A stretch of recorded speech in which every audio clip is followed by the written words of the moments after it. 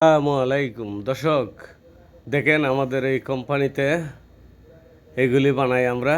এই শ্রীলঙ্কা, ইন্ডিয়ান, বাংলাদেশি, সে জেদ্দাতে অবস্থিত। আমরা দেখেন কিভাবে কাজ করি। এই কাজগুলা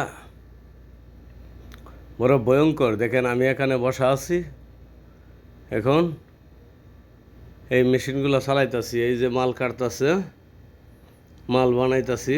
দেখুন বন্ধুরা, প্রবাস জীবন কতটুক ভয়ঙ্কর, না দেখলে হয়তো বিশ্বাস করতেন না।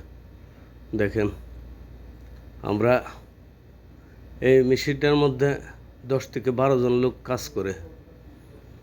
এই যে মালগুলা সাইজ মতো কেটে নামাইতেছে, সাইজ মতো সবগুলি হই।